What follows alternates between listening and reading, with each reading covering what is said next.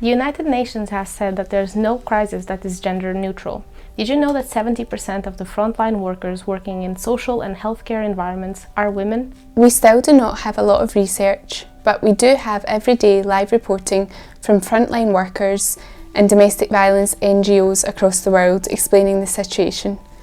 And we also know that the coronavirus does not cause violence in close relationships or domestic violence. However, it does give perpetrators an opportunity and more tools to cause violence against women and girls every day.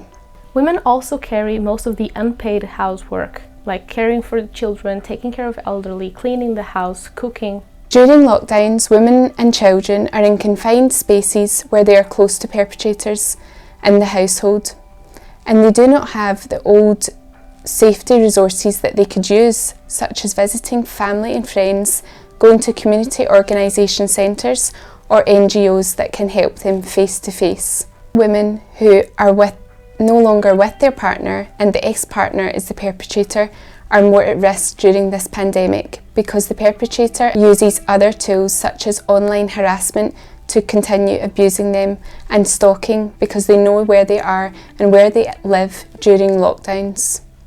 Some countries have reported an increased number of calls for help during this pandemic. Other countries have reported a decrease on the number of calls. This shows that both violence is increasing and the more restrictive lockdown rules are also making it more difficult for victims to ask for help.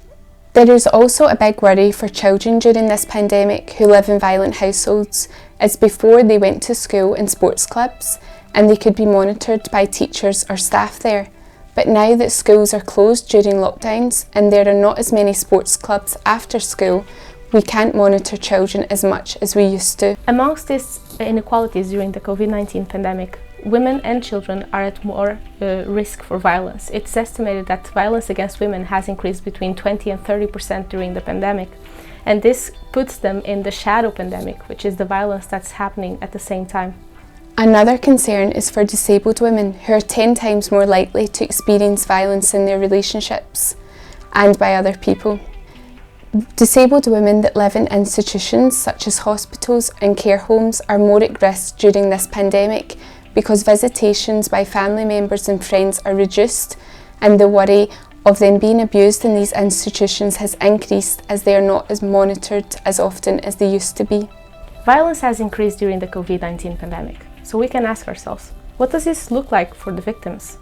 An interesting finding is that some women are recognising their abuse during this time from their perpetrator, as they are seeing during the lockdown that their life have not changed since before the lockdown, because the perpetrator put restrictions in place as to who they could see, where they could go, who they could talk to and how much time they could spend outside the house.